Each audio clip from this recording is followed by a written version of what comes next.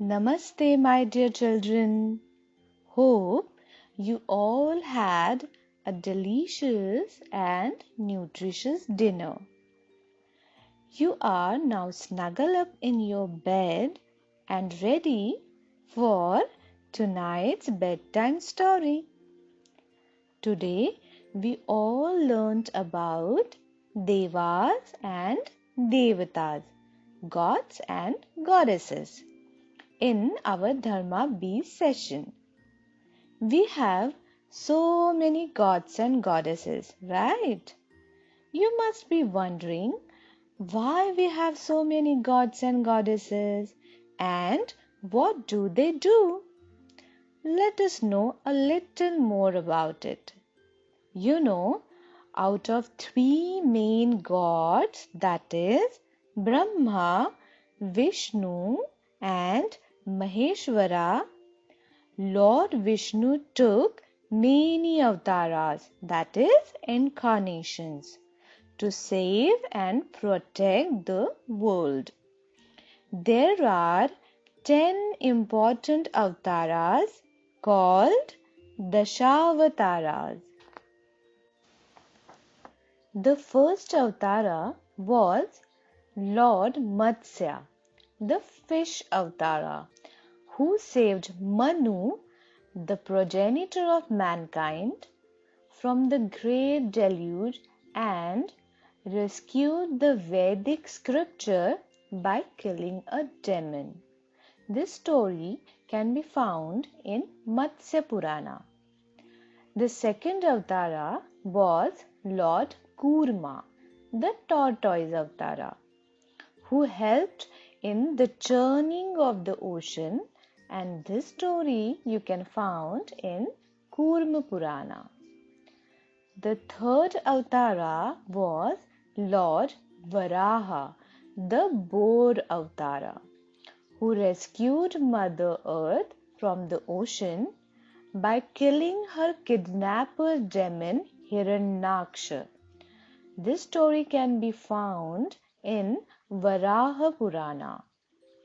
The fourth avatara was Lord Narasimha, the half man and half lion avatara, who killed the tyrant demon king Hiranyakashipu to rescue the demon son Prahlada, who was a Vishnu devotee. The fifth avatara was Lord Vamana, the dwarf one, who subdued the king Mahabali. This story can be found in the Vamana Purana. The sixth avatara was Lord Parashurama, the sage avatara, but with the axe, who killed the 1,000-armed king Kartavirya Arjuna. And the seventh avatara was, yes, you are right, Lord Rama, the king avatar of Ayodhya and the hero of the Hindu epic Ramayana. And the eighth was Lord Krishna, the king avatar of Dwarka, a central character in Bhagavad Purana and the epic of Mahabharata, and he was the reciter of Bhagavad Gita. The ninth avatara was Gautama the Buddha, the sage avatara. And the 10th avatara will be Kalki, and avatara who is expected to appear at the end of Kali Yuga. These stories can be found in the Kalki Purana. Now, you must be wondering how gods keep coming back with different avatars. How come they are immortals?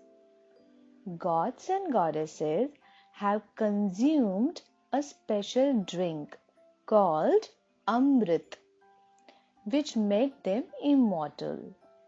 This drink was not achieved with ease. Gods and goddesses had a big fight with demons and churned it out.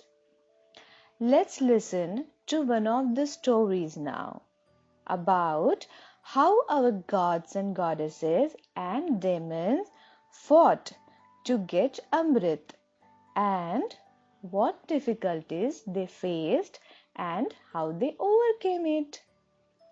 Once, great sage Durvasa Muni offered a garland to Indra. Do you know who is Indra?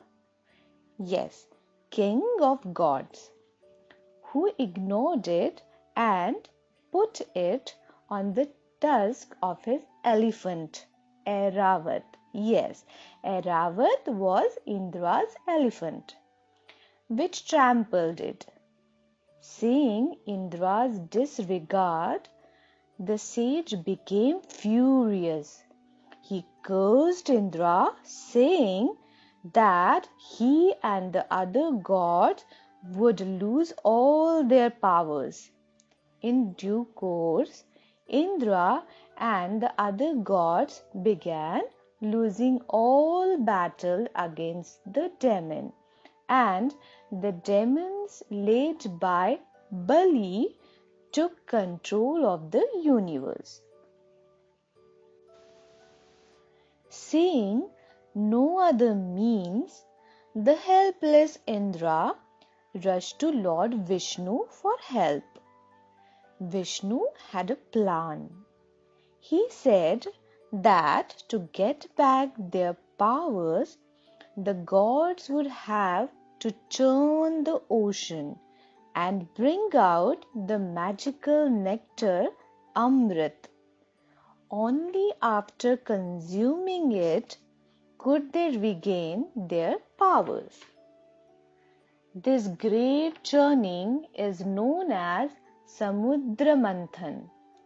But as the gods were powerless now, they sought the help of demons to accomplish this huge task. The gods and demons got together for the Herculean task. The huge mountain Mandara was used as the pole to steer the waters. But as the pole entered the water, it kept sliding into the depths of the ocean. To stop this, Vishnu quickly transferred himself into a tortoise and placed the mountain on his back. This image of Vishnu as the tortoise was his second avatara called Kurma. Once the pole was balanced, it was tied to the gigantic snake Vasuki, and the gods and demons started pulling it from either side. As the turning began and the massive waves whirled, an extremely poisonous drink called halahal came out. The gods became scared because this blue drink could destroy the entire creation. They all got together and prayed to the powerful Lord Shiva for help. Shiva appeared before all and gulped the entire poison, but he did not swallow it. He kept the poison in his throat. Since then, Shiva's throat became blue, and he became known as Neelakantha, or the blue-throated one.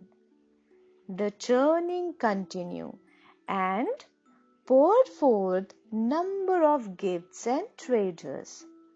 They include Kamadhenu, the wish-fulfilling cow, the goddess of wealth, yes, goddess Lakshmi, the wish-fulfilling tree Kalpavriksha, and finally came Dhanvantari, carrying the pot of Amrit and a book of medicine called Ayurveda. Once the Amrit was out, the demons forcefully took it away. Two demons, Rahu and Ketu, disguised themselves as gods and drank the Amrit. A great war between the gods and demons followed. Finally, Vishnu, disguised as the enchanting Mohini, trickled the demons and recovered the nectar. While fleeing the clutches of the demons, Vishnu gave the Amrut to his winged charioteer Garuda. But the demons caught up and tussle followed. Once Garuda got back and the gods drank the nectar, they became immortal. But and some demons had managed to taste a few drops of the drink, they too became immortal. And to this day, the fight between good and evil continues.